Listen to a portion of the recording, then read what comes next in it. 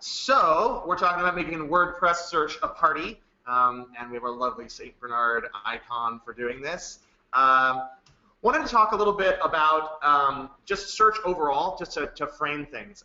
There's been a lot of usability research done over the past 10 years, and everyone knows that search is important, but I think some of the numbers can be kind of revealing. So for instance, when on an average website, on-site search, which is just something within a search box within the website that searches the content of just that website, was added across a large body of sites, the average conversion rate went from 1.7% to 2.4%.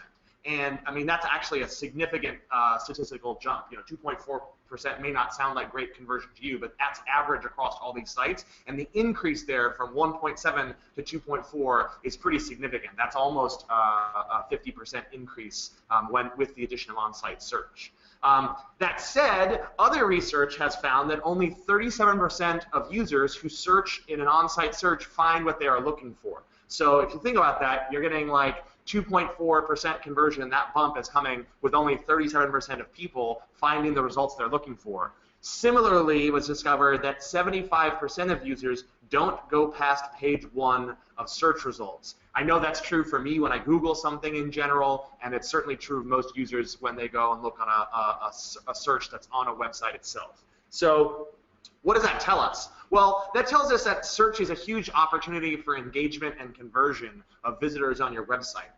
Just having it there versus not having it gives you a bump, but we also know that, a lot of people are unsatisfied, they're not finding the search results, they're not going past page 1 to dig in to see if the content they're looking for is beyond the first set of results. So the status quo isn't great, and it's easy to beat expectations. That's just, critical if you're looking to engage people and convert them from search.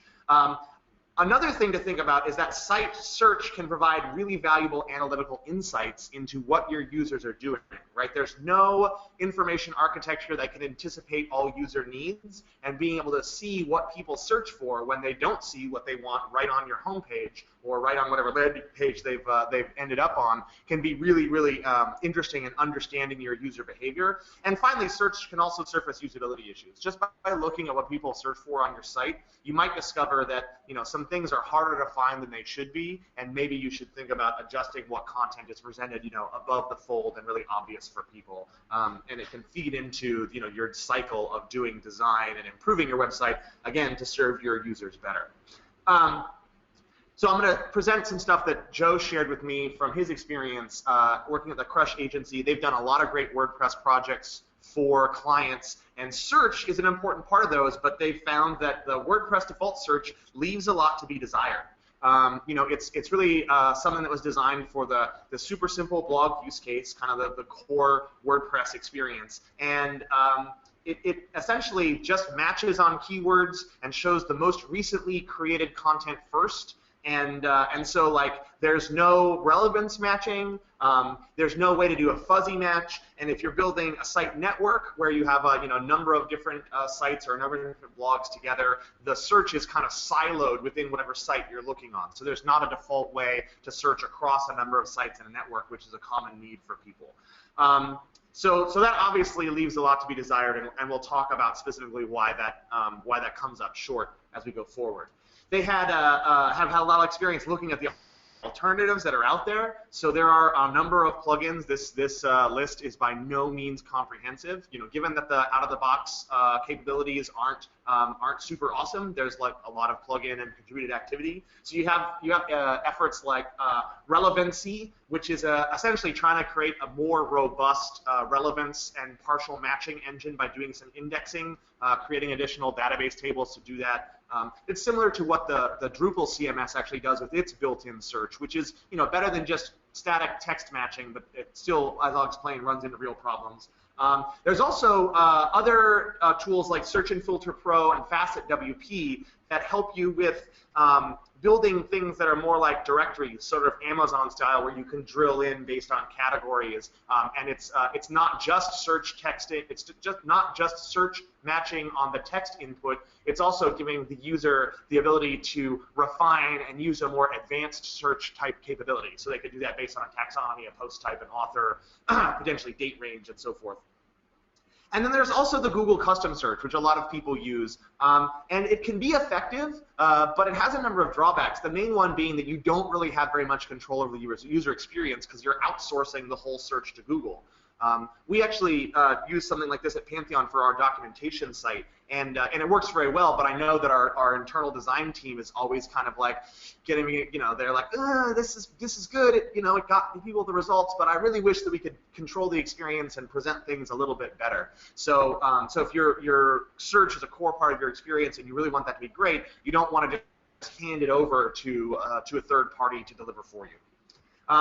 So Crush had a really great example where they had a Vagrant, which is a world leader in corneal cross-linking science. And so they have all these different medical professionals they had to build a directory of around the world. And the built-in WordPress search just, it's not suitable for that type of use case because it's really thinking what you want is to look at the most recent blog post that matches a word that you put in, not that you have a directory of professionals or so forth that you want to be able to browse through and find the right one.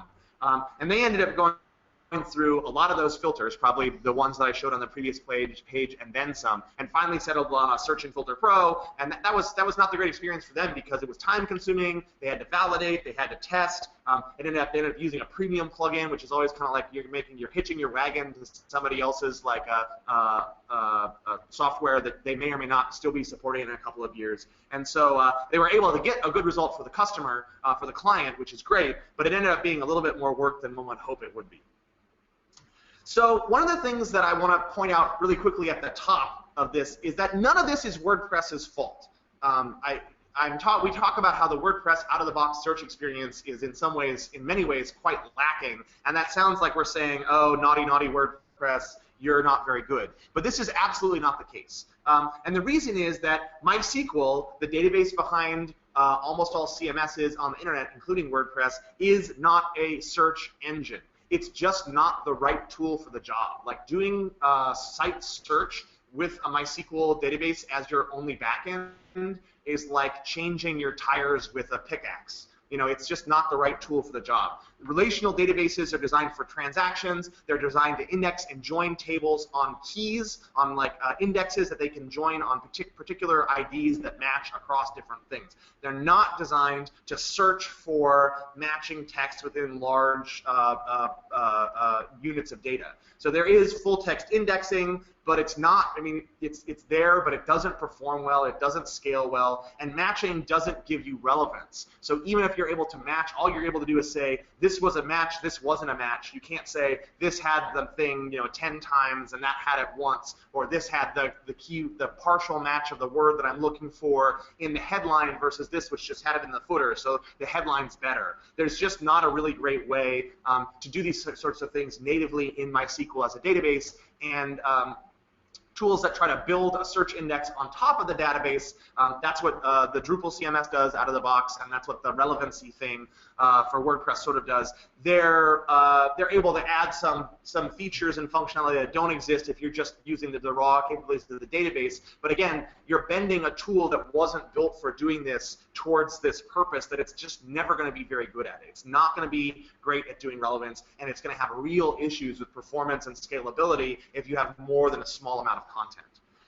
So what does that mean? That means that if we want good search, we need a different engine. We need a different index. And that's what we're going to talk about today with Solr. So Solr is an open source enterprise grade search engine. It's part of the Apache project, so it's been out there for over a decade. It powers a lot of really high quality use cases that I'll get a bit into later. It's built on, so Solr itself is kind of the interface, and the index is called Lucene. Lucene is something that came out of the work of a number of computer scientists in the 1990s, and it's essentially a really high quality full text search indexing, matching, and relevancy algorithm. So it's a whole technology that was designed just for the purpose of being able to index lots of documents, find matches, determine which matches are the most relevant, allow you to tune some of the decisions that are made about relevancy, and then surface those so that you can then do whatever you will with the documents that you found. Solar talks to websites over an HTTP API, so it's not a database connection, it's more like an API. This is similar to how Elasticsearch works. Elasticsearch is actually just a different different interface, different seen engine. So looks like we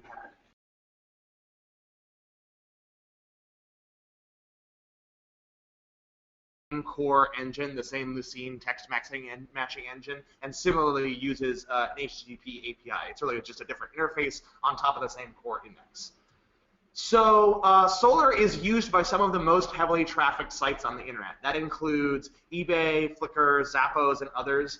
It has advanced capabilities. So in addition to the full text search and relevancy engine, it can do faceting on any number of aspects. It can do geospatial search. It can do, like, if you misspelled a word, it'll search for the correctly spelled word and, you know, ask you if you meant this. It can do what's called a porter and stemming, where if you search for exact, it'll say the like if you search for the word exact, it'll look at exactly in a document and say that's not just a partial match, that's a related word because it contains a commonly used suffix. That gets more relevant. So all these kind of, you know, modern language matching features that you would expect from a search engine are present in Solar. It's really a wonderfully powerful tool. It's been around for over a decade. It's very battle tested. You know, if you think about what the number of photos and the types of things you can do with a Flickr search, that's the kind of thing that Solar brings to the table.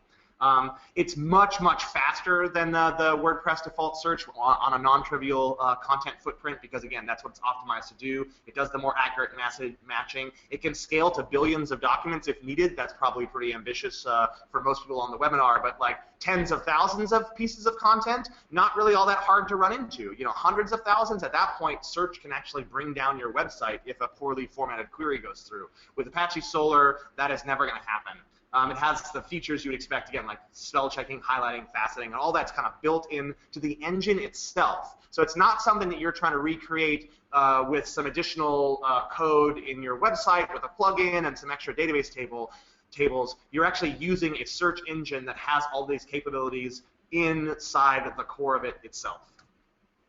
Things you can do with Solar. So you can create like if you have a product catalog, this is a great way to be able to give people a very fast, responsive, drill down style experience where across a number of categories, people can combine 3 or 4 different categories plus some text to get to exactly what they're looking for. You can do related content in a way that would be difficult or unperformant to do if you were just trying to match across a bunch of categories and a bunch of things in like post-meta inside the WordPress database itself. Again, related content can be driven with full text relevance, with all the categorization data, and it can be super, super fast. You can also use Solar as potentially as a replacement for the WP query object itself for developers who are looking to build things where there's lots of listings in your websites of different things. So for instance, if you have a news website and the homepage of that website has like a bunch of different feeds and categories, and you want to be able to create relatively complex queries to drive those, not just listing like, you know, the last 5 posts in a given taxonomy. With WP query hitting the database, those can sometimes turn into real performance hogs. And if you have a bunch of them on a page, you have to start to really worry about that. If you use Solar as your backend for running those queries, it'll be reliably, highly performant, very fast. You can run really complicated queries to drive listings of content and not have to worry about the performance if you suddenly get a surge in popularity or people want to page through those results. You also can use Solar because of its speed in response as a way of developing autocompletes or other UI improvements. Again, these are tools that we put that Solar puts in the hands of developers. They're not necessarily capabilities that Solar gives you out of the box, but it is this super responsive search engine. So again, you give it a partial string, it'll send you back the top 15 matches, and that can be a great way to build a better UI for something you're building, especially if you're trying to design a more delightful or unique or innovative user experience. So why doesn't everyone use this stuff? Well, it goes back to that whole thing where I said at the beginning, where the default experience being what it is isn't WordPress's fault. So Solar is not part of the traditional LAMP stack, right? It's a big piece of Java It requires you to run an additional infrastructure. It actually requires multiple Java servlets inside of a servlet container like Jetty or Tomcat. The configuration, while offering lots and lots of capabilities for different use cases, is really complicated. It's one of those ones where there's a 500+ line XML file, actually several of them, and getting it all set up just to get Solar to work, to stand up, is like a large system administration effort, and so a lot of people never even get that far. And then beyond that, Solar in and of itself doesn't contain any security or authorization or authentication mechanisms. The assumption Solar makes is that its job is to index content and return results, and your job is to decide what content goes into it and who gets to ask for results. So it's not like the database where there's a username and password or something like that, and you can actually just, the engine itself has the notion of authorized access or unauthorized access. You have to actually create that layer around Solar. That's up to you. That's another reason why people often just decide that it's too much work to try to set up and maintain. And certainly, if you just said, certainly not everyone uses this today, and that is in large part because of the challenges of running Solar from an infrastructure standpoint.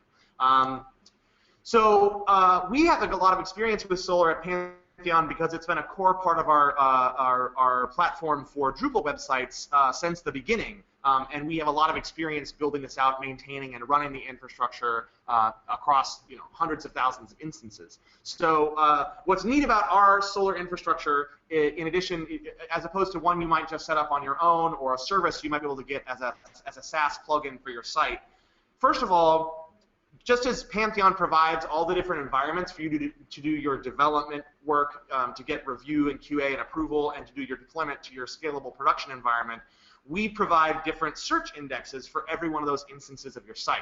So if you are a developer and you want to build awesome features against Solar, you can do that in your development environment or a feature branch environment and have absolute certainty that you're not going to mess anything up on the live website. Right? They're actually running completely separate indexes, and we can provision those on demand as developers need them. We also take care, of course, of all the authentication, and we encrypt the traffic between the website and the Solar search index backend. So that makes, just sure that everything is on lockdown, that no one's going to be able to sniff your content, no one's going to be able to poison your search index, and nobody's going to be able to access your search index except for you and your website. Because it's integrated part of our platform, there's not much configuration to do. You don't have to worry about setting up login names and passwords or configuring ports or IP addresses or anything like that. It just sort of works. And it's already being used by thousands of Drupal sites and a few WordPress sites that helped pioneer this work for us on that side already. So it's battle tested. It's been proven to scale, and we have we have a lot of confidence in this infrastructure meeting the needs of people across the gamut. And in order to make this infrastructure available to WordPress sites, we're developing a plugin. So the plugin that we're developing is a modern implementation of Solar based on the PHP Solarium library. That's kind of the one that the PHP community more broadly is standardized around for interfacing with Solar. It's a cool library. It's object-oriented. It follows a lot of modern practices and gives developers a bunch of things they can hook into. We expect a beta version of that plugin to come into the WordPress.org plugin repository soon, but if you're a developer, the alpha version is already available on GitHub. I'll have the URL in a minute, and it works right now. There's it currently requires you to develop a bit of the search experience around the engine, but we have a number of customers that are using it successfully today, and we're very interested in getting more people exposure to this technology so that we can develop it further in the weeks and months ahead.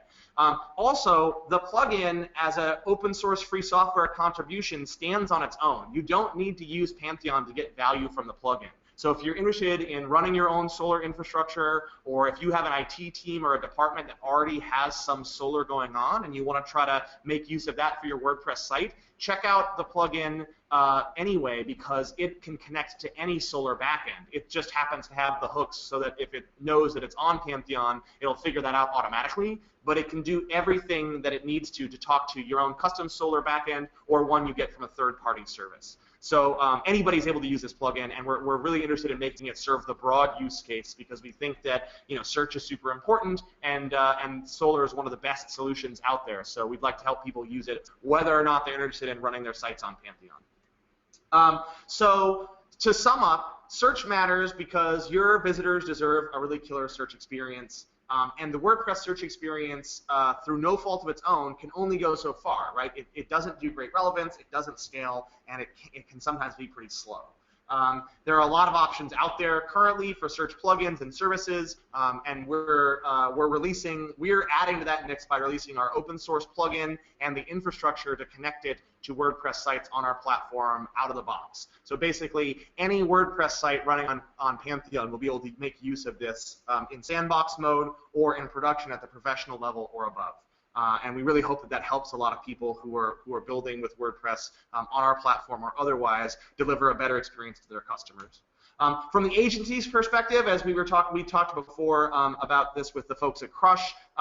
You know, the one thing that they were excited about was the notion of consistency, so that there was no longer a kind of a bit of a wild goose case into the plugin jungle to try to figure out what is the right solution for a client case. You know, building a practice around implementing Solar, gives better results and differentiates you, but it also standardizes your practice from a developer standpoint. So you basically have the question is, what's the user experience we want to build, not what's the engine we're going to use to build it. And then, of course, for clients, right, being able to provide people with a first-class search experience out of the box that differentiates what you're doing from what another agency might be trying. Again, because you can cite all of the research showing that search is such an important part of the user experience, such an important driver for conversions and activity, such an important source of information for usability and what your customers are into. Being able to just like have search, in your back pocket and pull it out and say, ta-da, it's awesome, is a great way to position your company for sure. So you can try it now, again, for developers. It's out there on GitHub. It's a public project. Pull requests and issues are welcome, and this is going to be this is currently under active development. And again, we'll be shaping up a beta later this month and pushing that into the WordPress.org plugin directory once it's in a bit more of a stable condition. But it's perfectly good for developers to use right now. We have many customers that are making use of it today, and we encourage you to check it out if this is something that's of interest to you. And so at this point, I think I'm ready to take questions if we have any. Alrighty, Josh, thank you for a great presentation. Our first question is, are there WordPress-specific queries for Solar, or is it based on a basic syntax? It is a basic syntax. Let me rephrase that. It's not really a basic syntax. It's actually quite robust and complicated. Solar has the extensibility and capabilities to do not anything, but almost any kind of search use case you could imagine. It's a widely used core technology that's used by all sorts of different front ends, all sorts of different content repositories, all sorts of different websites. And so it's not anything particular to WordPress. It's more a matter of mapping what WordPress tends to do, which is, keep track of posts that have metadata, into WordPress's own schema, putting that into Solar's own schema, putting that into the Solar search index, and then being able to quickly retrieve relevant results. So it's more a matter of utilizing the capabilities of Solar in its indexing than it is anything particular to WordPress. What we're developing here is the interface between the two. Alrighty, next question. Have you noticed any changes in search ranking in Google after replacing Google search on a site with something else? Just curious. No, I don't believe that that Google weights site search results based on those sites using Google itself to power on-site search. They're generally pretty good about avoiding apparent conflicts of interest like that. I mean, that's at a corporate level. Their biggest fear is that the Department of Justice does a Microsoft on them and calls them a monopoly. So they really do their best to try to steer clear of kind of obvious conflicts of interest like that. Ready, next question. Will Solar search through files and documents, Word, Excel, PDF, etc.? Is there any other WordPress search options for searching through Word and Excel files? That's a great question, and one we probably should have put a slide in on. The answer is yes. It's actually an extension to Solar that is called Tikka, T-I-K-K-A, that indexes attached documents as part of the relevance query for the attached so Solar calls everything that you send into it a document. So I should call that attachments. So it attaches to a document. So you have a post. That's your core document in the way that Solar thinks about things. That's got like a PDF and a doc file attached to it. The Tika extension for Solar will take those documents, dump out the text from them, and use that as part of the indexing for the core document, the post itself, in the relevancy matching. And that's something that is it requires a little bit of extra work to install the Tika plugin. We provide it out of the box. I think most other people that do Solar as a service do as well, because it's so obviously useful, and it's not that hard if you're rolling your own to get it set up. Like if you can set up Solar in the first place, installing Tika is kind of a breeze. Righty, next question. Oh, actually, sorry, there was a second part of that. Yeah. I believe that the Elasticsearch, most of the Elasticsearch services for WordPress also supply that functionality. Again, it's kind of a core functionality, but I don't believe there are. I'm not aware of any search plugins that still use the database, which attempt to index attachments to posts. Righty, next question. Conversion was on the first or second slide. Did you mean convert users to customers or convert visitors to solved issues? So the conversion in the study from HubSpot is broadly defined. So that includes converting users to customers. That includes converting visitors to prospects, like people filling out a contact form or something else like that. That includes registering users when the goal of the site is to register people, and I believe it actually also includes things that don't even involve a form submit. Like websites, typically when people from a marketing standpoint look at them, there's they construct a funnel diagram, right? And it's at the top of the funnel is wide and broad, and that's everybody who's ever seen your website.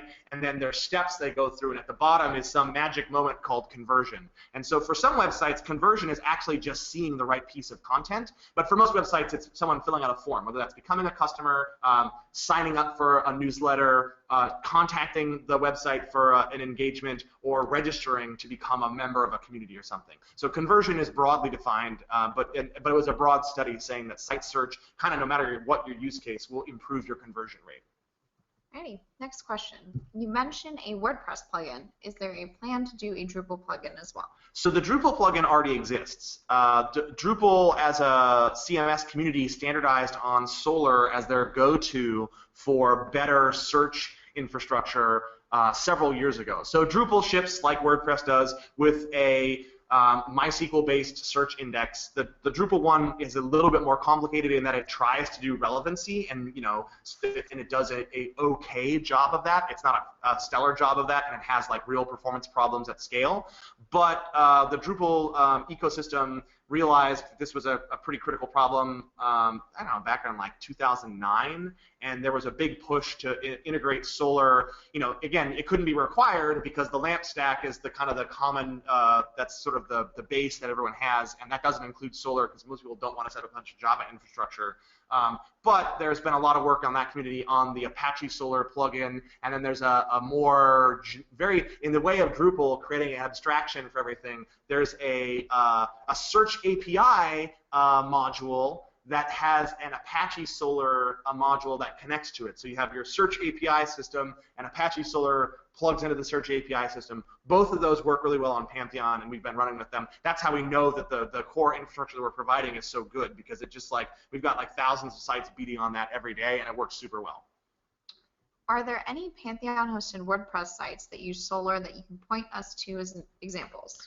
I can't yet because we don't have, there's a bit of a dance we do with our customers before we turn them into case studies, and we haven't gotten there yet with any of the users that are making use of the Solar backend, but I can tell you that there are sites that get lots of traffic and have lots of content that are using it successfully. Is the Solar engine available on the dev environment as well as live? And if so, does it behave exactly the same? Do we need to tweak anything? Yes and yes. That is kind of the core promise that we make to you as website developers, that we will provide you with representative environments for dev, testing live, as well as feature branching, and all of those, just like they come with their own PHP runtime, their own database, and their own Redis, if you enable that, they come with their own Solr index. So you don't have to do any tweaking, you don't have to do any weird config shifting, like this platform knows what you're trying to do when you're deploying code from one environment to the other, and it automatically connects to the correct index. So you don't have to worry about index pollution or anything like that. It's really ideal for developers that are looking to ramp up on this, because you can get a good representative environment with zero config. Can you explain on a high level the relationship between WordPress content and Solr indexing? How do they interact? So WordPress content lives in the MySQL database, right? You have your posts table, your posts meta table, and maybe if you have some plugins that do custom extensions, they might create custom database tables too. So that's like your truth of your content. That's the canonical value of everything that's on your website.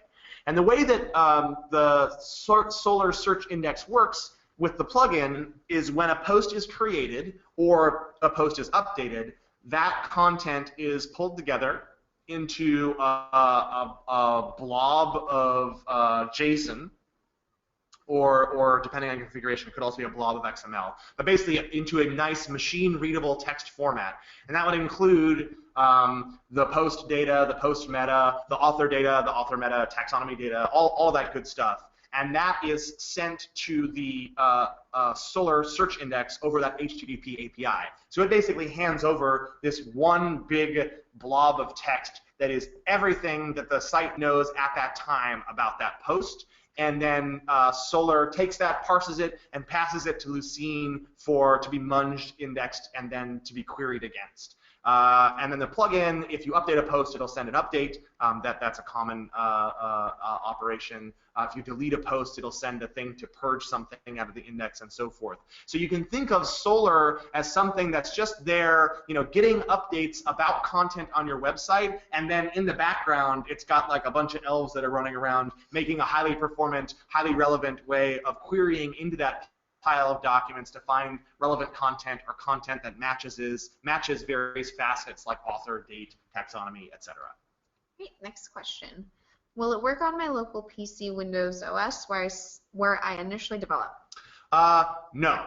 The short answer is no. You can set up a local Solr instance if you are running relatively straightforwardly if you're running Linux locally, or you can run a virtual machine locally, but it requires you to basically have the sysadmin skills to set that up on a real server. So if that doesn't sound scary to you, you've probably already done it, or you know what I'm talking about. If that sounds like a lot of things that you have not done before, it's probably it would be a major learning exercise to engage in figuring that out. So I generally recommend, just like you wouldn't want to use the remote like Pantheon database for local development because that'd be super slow because every query's got to go back and forth over the network. I generally don't recommend using the Solr index on Pantheon for local development. So if you want to develop locally, you have to kind of set up Solr locally, which can be a pain. That's one of the reasons why it's advisable that you use our multi-dev feature. So you can set up any number of development environments. You can work right in those environments with your SFTP client and talk to the Solr index on Pantheon that way, and then turn the work you do there into Git commits with the dashboard, merge those into production, and deploy them out. Where does the information for the Solr index come from? Directly from the database or from the rendered pages? It comes from the database. So the Solr index is not going to care about your theme. It's not going to care about other things that are added as purely as parts of display. That said, it doesn't just naively look at the database. If you go into it, what our plugin is doing is saying, let's load up all of the data, like the object of this post, right? And that includes, again, getting all the author data, the metadata, etc. And you can extend that with whatever else you think is relevant. And then you can actually extend the Solr schema if you'd like to say, this is particularly important for my site, or pay special attention to these fields and give them a lot more weight, or what have you. And then that data object is sent into Solr. So it doesn't spider your site and read the pages. It waits for the site itself to say, I've got a new document, and that document has this URL. The URL is just there so that the search result can return back the right thing, and you can point users to the right place to see it. Right. What are the differences / advantages of Solr versus Elasticsearch? So Solr and Elasticsearch are in many ways have equivalent core functionality because they are both riding on top of the same core engine, which is called the Seam. Elasticsearch has some definite benefits. It has a big company that's helping to popularize its use. So it's easier to get support for Elasticsearch if you're a big company and you're looking for a support contract to implement something. And it's a little bit newer, so the API for talking to Elasticsearch is a little bit more modern, and it allows you to adjust a few things. Again, if you're administering the infrastructure, you can adjust it on the fly more easily. Whereas Solr is a little bit more mature. It's been around for over a decade, and its adjustability is mostly in the form of these config files, these XML files you have to set up as part of your Java servlet container, and it's sort of more like you're actually doing this Java servlet sysadmin stuff to tweak how your Apache Solr engine is working, versus Elasticsearch, which allows a system administrator or a DevOps person to tweak more things through an API. There's also like a kind of if you're looking to develop directly against the search engine, Elasticsearch has some neat features for people to do kind of lightweight development to like throw in content and pull it back out if you're doing something with JavaScript. We use Elasticsearch internally for some stuff at Pantheon, and I'm a fan of it as well. But the Solr infrastructure that we have is really, really, it's big and robust, and it's battle tested for the core use case of indexing content from a CMS. And in terms of what you want out of that core experience, which is find me the relevant content and allow me to drill down in these facets, they've got the same functionality, and Solr is kind of like, it's more dialed, it's been around for a bit longer, and we're able to offer it, sort of as a turnkey for people, versus Elasticsearch, which is a bit newer and a little bit more cutting edge, but might require you to do a bit more work on your end. Is there an open source solution for Solr that can take care of index setup and authentication similarly to open Solr websites do, i.e. to run an enterprise Solr as a service offer? So there's already people that do that as a third party. But I don't know of an open source project that is like a Solr web service in a box. The truth is, most people that run Solr internally that I'm aware of are using kind of like network level stuff. So they're basically firewalling everything off, and that's typically what they do for authentication. Or they're just like sticking some kind of Nginx or HA proxy in front of it that can do a very basic HTTP auth header, and they just rely on a username and password that's shared between the website and the Solr index. And that's the kind of thing where a system administrator would just set that up. Like, you don't really need a whole open source package. I don't believe that there's anything that's open source that would let you kind of out of the box run a Solr search as a service for people. That's why there are people doing whole businesses which are Solr search as a service. For local development, how easy would it be to replicate Pantheon's use of Solr on a Vagrant box? Pretty easy, because all you would need is the schema.xml, which you're, by the way, free to tweak, and which is supplied as part of the plugin. So Solr's behavior is based on like the general config, and ours is super vanilla, which is like, what port is it listening on, and how much memory does it get to use, and that stuff you really don't need to worry about replicating locally, because it's basically gonna be all the same. And then the important part is what is the schema of the search, and that's something that's actually you as a developer can mess around with if you want. We provide one that works pretty well out of the box, but if you want to get into the nuts and bolts, you can dig into those things and adjust some of those things. And that's just a matter of if you're running it on Pantheon, we have a nice little thing in the WordPress UI to like post a new schema.xml. But if you're running it locally, you would just update the schema.xml in your Tomcat directory or your Jetty directly, restart your Java servlet container, and then you would be good to go. I found the GitHub repository for the Alpha WordPress plugin. Will there be any instructions provided on how to install, or is the installation pretty straightforward? The plugin installation is pretty straightforward. You just pop it into your plugins directory and you enable it. The big thing to me that's missing from the Alpha plugin, and kind of there's some best practice stuff that we're working on getting cleaned up, just in terms of making sure that the code quality is up to par. And then the big thing that's missing to me between the alpha and the beta is to have a widget out of the box that you can just like you turn it on by default and it'll start posting your content into index, but it doesn't provide you with an out-of-the-box search interface. Like right now it's kind of like use this template to override the search thing because the people who we were initially implementing this with had like their own custom design for the search, and so that's kind of the path that they went down. I want us to provide a default like here is a widget you can drop that allows you to search in your sidebar, and here's a way that you can, without having to do any code, at least see the results coming from the search engine. But if you just turn it in, if you just install the plugin and turn it on, you'll start posting new content into the search index, and then there's like a little debugging interface where you can actually run direct Solr queries and see the results coming back from Solr as a way of getting familiar with that. And then it's not that hard to implement the template that allows you to set up a search screen for it. Do I have to be an expert in Java to really make use of this? No. The point of the plugin is that you don't need to know anything about Java. If you're using Pantheon as the platform or you have your own, you can get a third-party Solr service so that the index itself, like the Solr infrastructure, if you think of that again like as this piece of technology that's out there in the background that has the elves running inside of it, like that can just be there, and you just treat it as something you interface with via API, and you don't need to know anything about its internals to be able to get really awesome functionality out of this. And that's what we're trying to deliver with our infrastructure, but again, you could use a third-party service for that. In regards to your plugin, what can we do with the results from Solr? Does it return JSON/XML files as a result for display that a developer could work with? Yeah, so the results that'll come back will be, you can just determine whether you want the results in JSON or XML. Typically, people want to work with JSON. I think that's what the plugin's doing out of the box right now.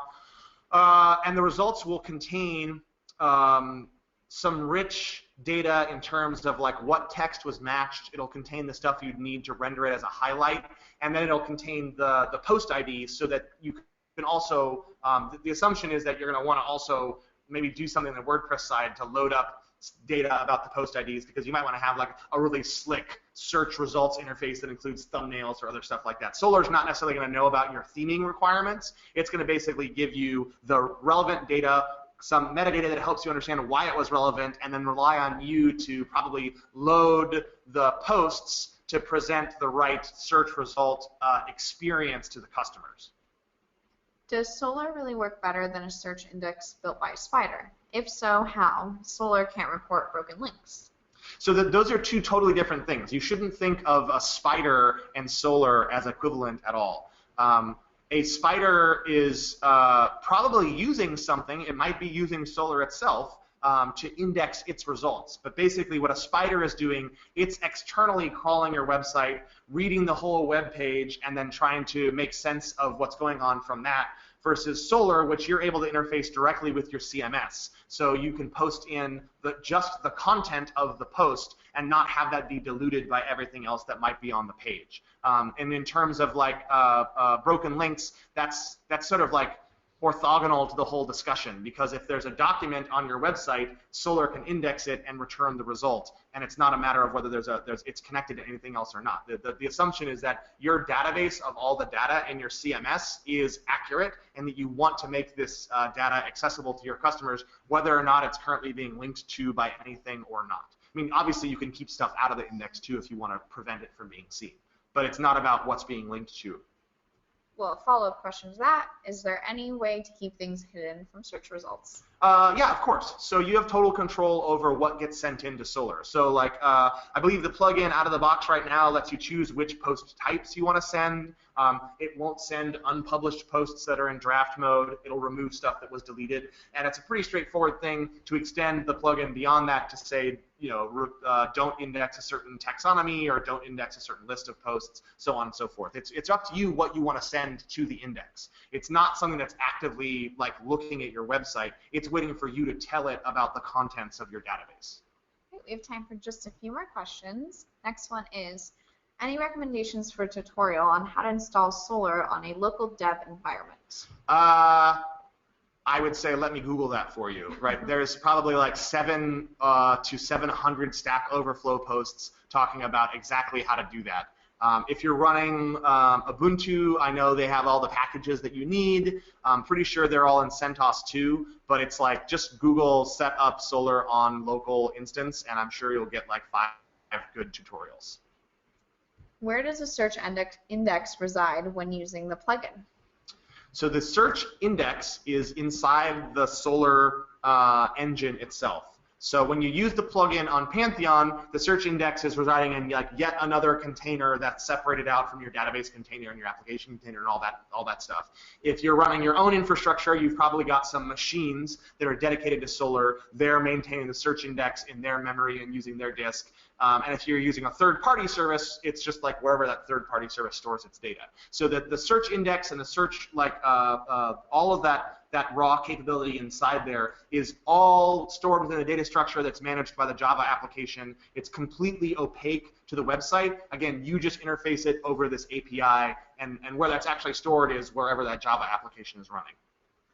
With the plugin installed in a local environment, can I connect to the remote Solar server hosted at Pantheon instead of setting up a new one locally? I don't recommend that. And the reason is that our authentication mechanism, while you can get it to work, isn't going to be super easy to use locally, and the latency you're going to get from like querying a remote thing from your desktop is just going to create all kinds of problems. You're much better off just using the Pantheon development or a multi-dev environment and working directly on the Pantheon platform versus doing it locally. If you really want to develop locally and you're super committed to that, I would recommend looking at doing some kind of local Solar setup.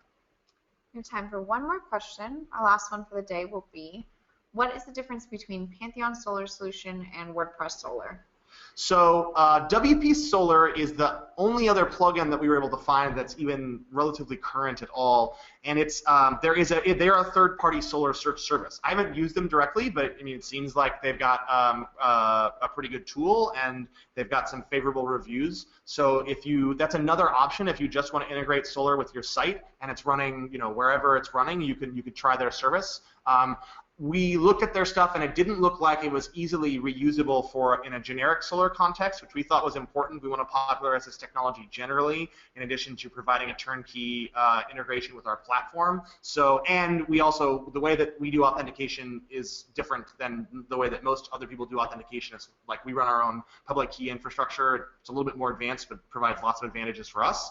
And so we needed to build our own plugin to be able to work nicely with that. We also wanted to use the Solarium library, which is the more modern PHP library for talking to Solar generally. We wanted to make something that was going to be friendly to developers who are looking to like build really amazing user experiences with Solar, not just people looking to like turn on. Like right now, the plugin and for the foreseeable future, the plugin that we have, it's not just like turn on Solar for my site. It's I want to build a really great search experience because I have an awesome website that does great things with content.